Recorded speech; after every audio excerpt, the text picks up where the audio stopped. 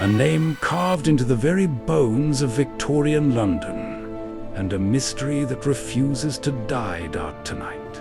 We step back into the gaslit alleys of Whitechapel, where shadows moved with purpose, secrets bled into the cobblestones, and the world first met a monster it could never catch. This was the dark underbelly of the British Empire, overcrowded, poverty-stricken, and thick with desperation. Thousands lived crammed into lodging houses. Gin was cheap, hope was not. Women often turned to prostitution simply to afford a bed for the night. The air reeked of smoke, sweat, and decay. Police patrols were sparse. Electric lighting was still a novelty.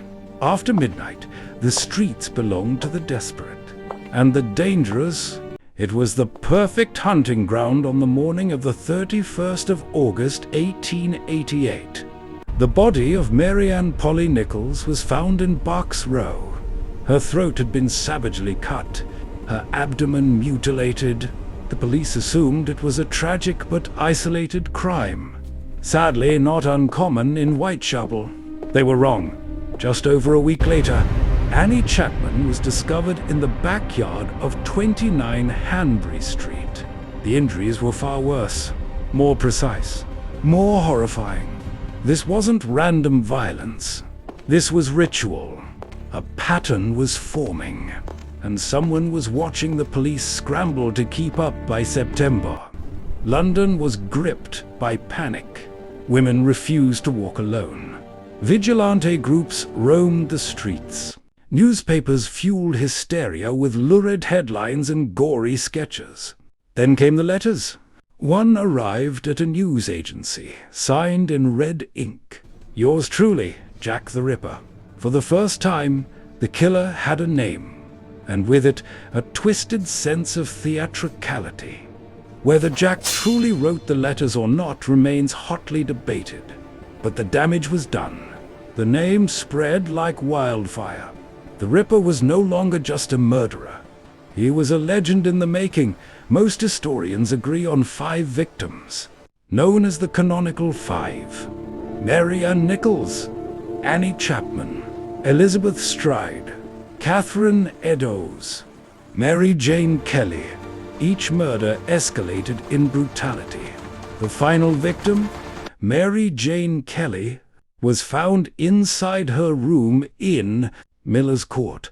What the police discovered was beyond comprehension.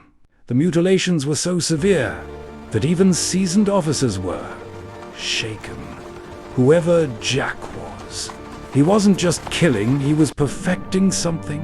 And then, just as suddenly as he appeared, he vanished. The Metropolitan Police were utterly outmatched. There were no fingerprints, no DNA, no CCTV, forensics. As we know, it simply didn't exist. Hundreds of suspects were questioned, none charged. Even worse, rivalries between police, divisions and political pressure from the Home Office crippled the investigation. Evidence was lost. Witnesses contradicted one another. Leads went cold.